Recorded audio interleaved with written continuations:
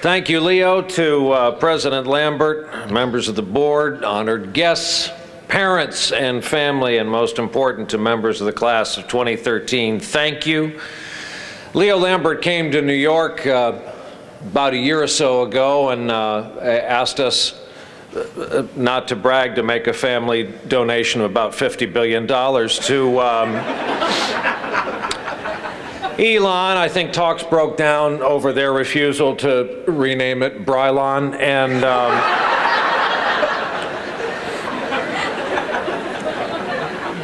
we agreed to $50, and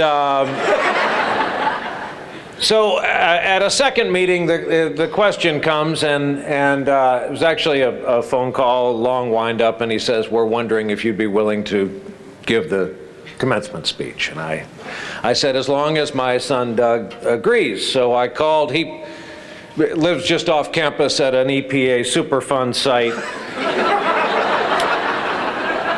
It's a small home, about 19 young men living there.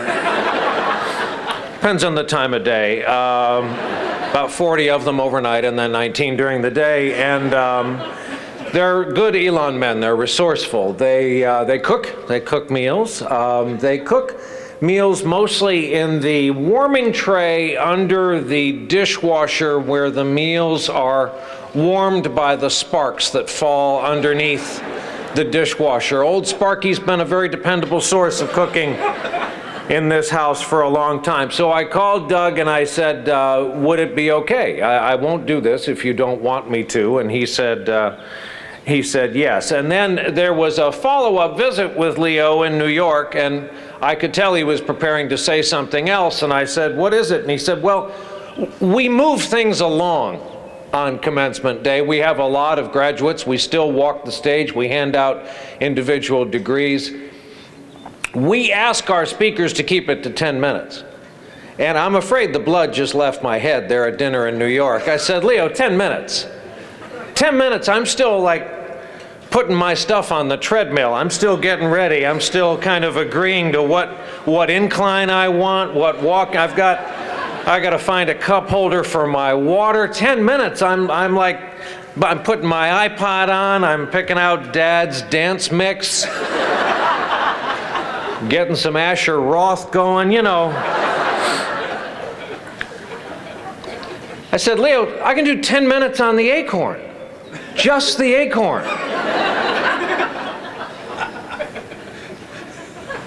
I don't want to single anybody out or attack the acorn, mostly because my stuff is still there. The acorn always comes up whenever 2 or more Elon parents are gathered. It needs, I think, lodging improvements. They couldn't be nicer there. They have those complimentary stairs.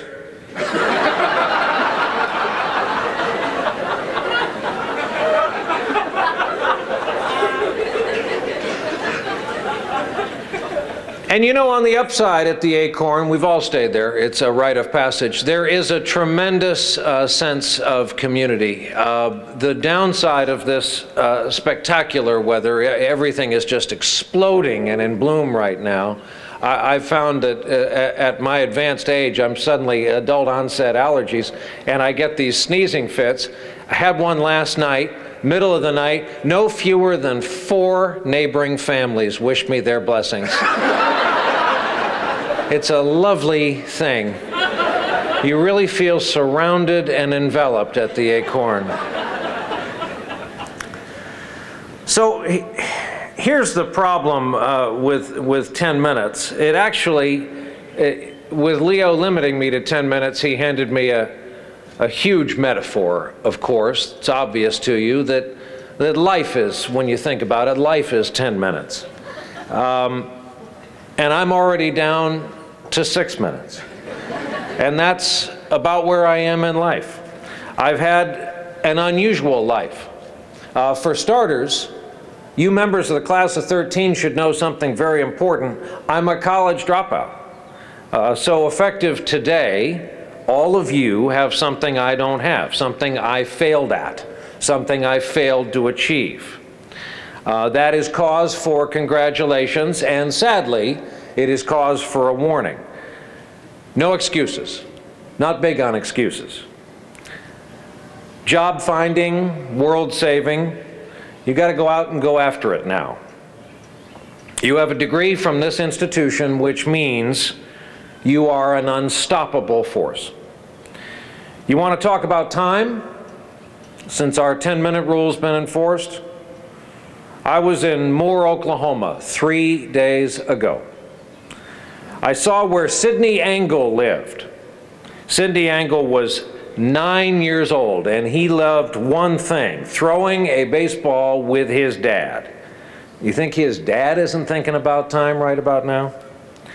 How about the parents of Cody Taus? Cody Taus was killed in Afghanistan this week, on Thursday. 1st Armored Division. He was 21 years old. Friends and family said he loved the Beatles and Johnny Cash. He was intelligent and loved to read. And Cody Taus didn't have the opportunity to go to Elon. While you were here, he was over there. How do you think his family feels about time right about now?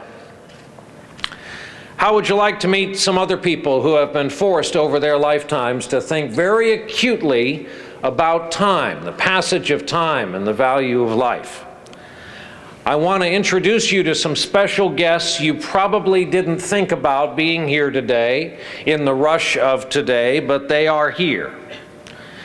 For this to work, even though you're going to want to stand because you'll be clapping wildly, please stay seated so we can see them all clearly. Will all the veterans, active duty and reservists with us today please stand up? All veterans.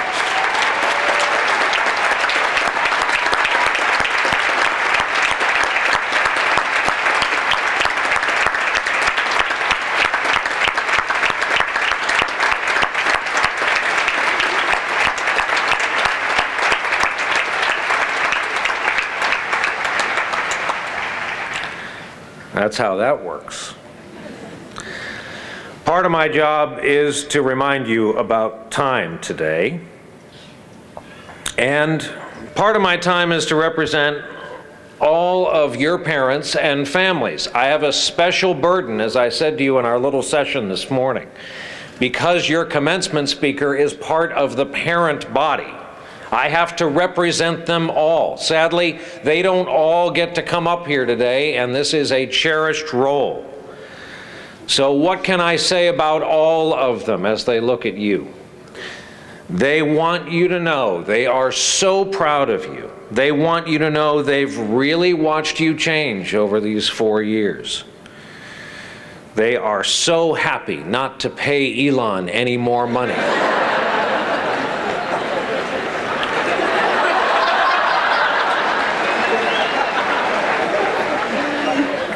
They are so happy that when you take your life in your hands that one last time and cross those train tracks,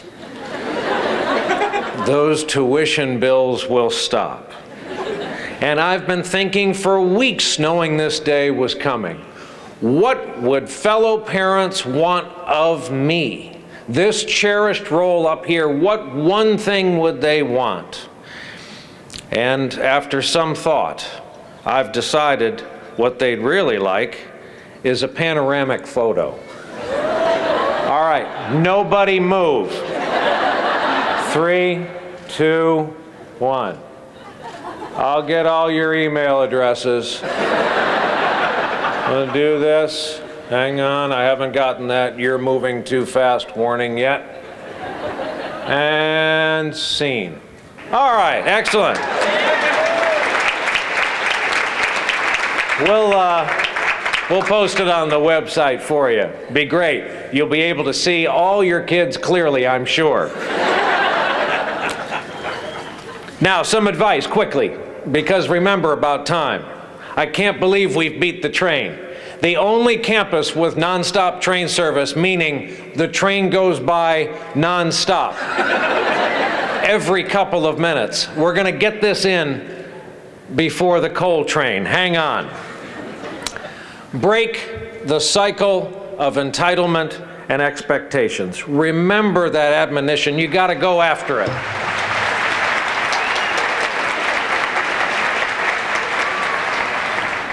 You see, you hear those applause on both wings?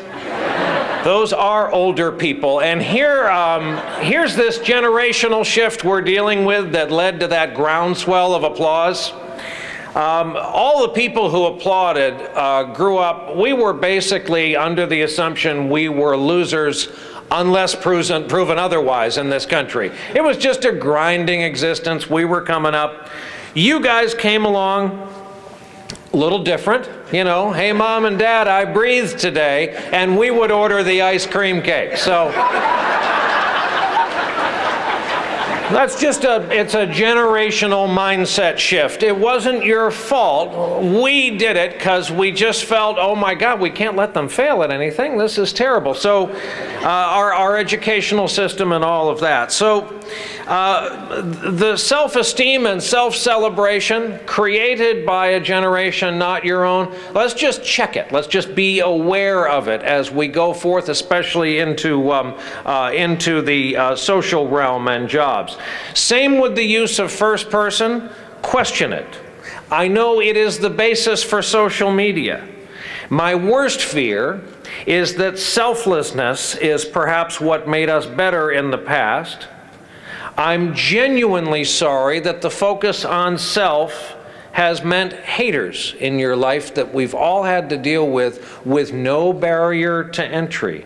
You are the first generation for which hate via a send button is assumed, it's ubiquitous, it's expected, and its corrosive effects are now baked into you. That's not fair. You are the first generation, have to say it, with the kind of routine obsession poring over imagery, pictures of yourselves, hundreds, perhaps thousands of them, that you feel best represent you to the outside world. Where do you look the best? Where do you look even better? Down to the tilt of your head that you like to do, including all selfies. What's any of that going to mean long term? We have changed. We've gone off on our own with our devices in just the course of one generation, and we haven't put our arms around what this change means yet. We call our online world a community, but that's just to make us feel better. It's not. This is. People to your right and left with hopes and dreams and fears. You have survived this already with them. You may enter into a family with anyone here. You may fight a war with anyone here. That is the definition of a community. So stop yourself. Before you say something to your followers, consider being a leader instead. Consider grit and consider drive. You'll need both as you go after it, as you leave here. And finally, while we're thinking about time, mine is up. And one more thing before I go. Your time with my son is over. We get him back now. There are 4 of us in our unit. My wife and my love of 27 years, my daughter, our first college graduate, and now we have a second. And because enough of this will apply to all of you, and because I'm allowed 1 point of personal privilege, let me say this. We are so proud of you for what you've accomplished, what you've achieved, what you've overcome, the person you've become, and the limitless things you can be. And because there is a dad in Oklahoma who would give all he has to be able to throw a baseball to his son. You ready?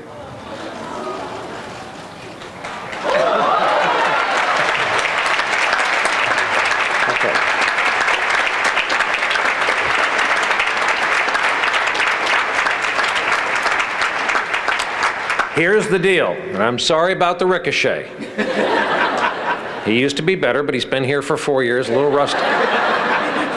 When you get home, you return the bargain by throwing that back into my mitt, which is the mitt you learned to pitch into, and then we will be whole again, because all of this has us thinking about time.